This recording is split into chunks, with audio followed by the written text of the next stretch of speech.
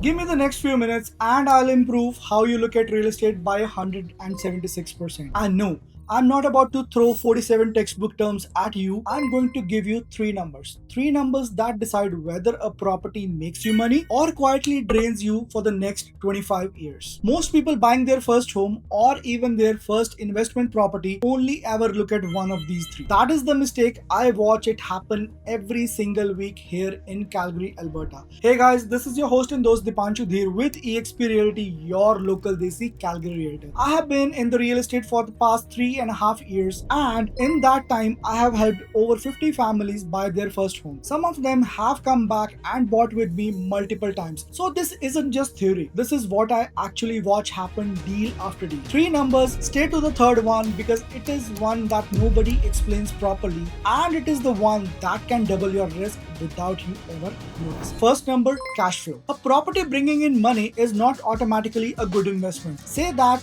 one twice because almost everyone skips it. Here's the actual formula. Rent minus your expenses minus your mortgage payment equals what you keep, not what you collect. Let's say a property in Calgary rents for $2,600. Sounds great, but your mortgage, your condo fees, property taxes, insurance, and a little room for vacancy adds up to $2,350. So you didn't make that $2,600 that we talked about. You actually made $250. That $250 is the only number that actually matters.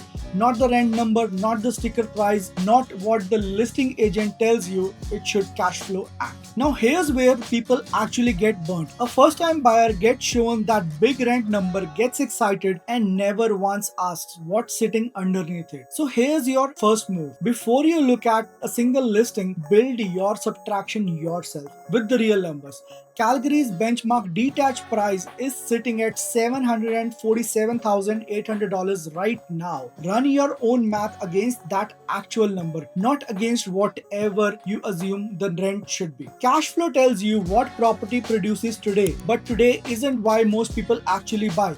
They buy for tomorrow, and that's number two. It is one that gets people into trouble. Second number, appreciation. People buy the property because they think it will be worth more in 10 years. That's not a strategy, that is just a hope. And appreciation is not guaranteed. Prices can sit flat for years at a time. Ask anyone who bought at a wrong time in this cycle. So stop asking yourself, will this go up in value? Start asking, what specifically makes this go up in value? The real drivers are the things that you can actually point to. New infrastructure, population growth, job growth, new commercial development going in nearby, better connectivity into the city. This is exactly why communities like Cornerstone, Redstone, Skyview Ranch and Saddle Ridge in the northeast of Calgary have moved the way they have. And right now, Calgary's sale to new listing ratio sits around 51%, which tells you demand and supply are close to balance, not overheated. That is a reason it felt like a good area is not a reason. If you can't name a specific reason a neighborhood should appreciate, you are not investing, you are guessing with a mortgage attached to it. So here's your move. For any property you are seriously considering,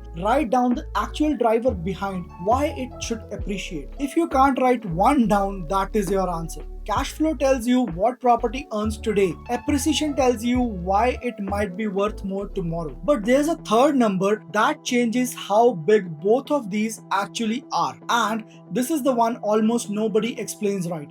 Quick pause. If you are a first time home buyer and trying to figure out which Calgary area neighborhood actually fits your budget and your goals, that's literally what I do all day. I have put together a free neighborhood matchmaker for this exactly reason. Book a free 15 minutes call and I'll walk you through it directly. Alright, let's get into the one that changes everything. Third number, leverage. This is the most powerful concept in real estate. It is also the most dangerous. And most people only ever hear a good half of it. Here's the idea. You don't need to own your property outright to control it. You use borrowed capital, a mortgage, to control an asset that's much bigger than the cash you are actually putting in. Under Canada's current down payment rules, a property up to $500,000, you need to just put in 5% down. So on a $500,000 property, you will be putting in $25,000 as a down payment, your own money, to control the entire asset. Now, if that property goes up 10% in value, that is $50,000 gain on $25,000 of your own money. That is a 200% return on your actual capital before the mortgage interest, closing cost,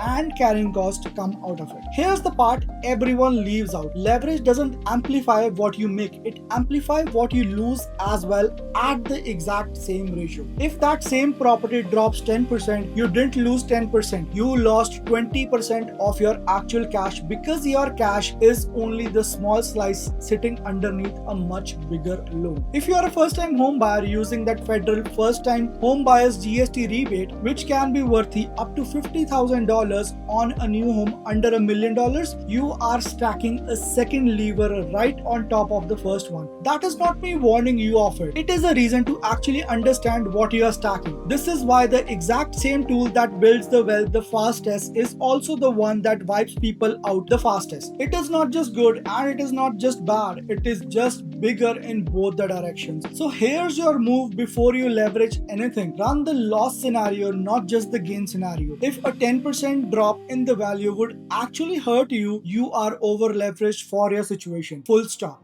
Let's walk back through it. Cash flow tells you what's real today. Appreciation tells you why tomorrow might be different. Leverage tells you how big both of those get magnified. Every bad real estate decision I see in Calgary comes from skipping straight the existing numbers. Usually appreciation or the leverage upside without ever running the other two. You don't need 47 terms. You need these three. Run in order on every single property every single time. Do that and you stop guessing. You start underwriting. So cash flow tells you what a property actually produces. Appreciation tells you why it might be worth more later, and if you can name a real reason behind it. And leverage tells you how much bigger both of those get in either decision. Run all three every time and you are already ahead of most people buying in the city right now. If you are looking anywhere in Calgary, Airdrie, Cochrane, Okotoks, or Chestermere, and you want someone to actually run these numbers with you on a real property, not a hypothetical one, book a free 30-minute call with me. Link is down in the description below, or you can reach out to me directly. Let's find the right fit for you.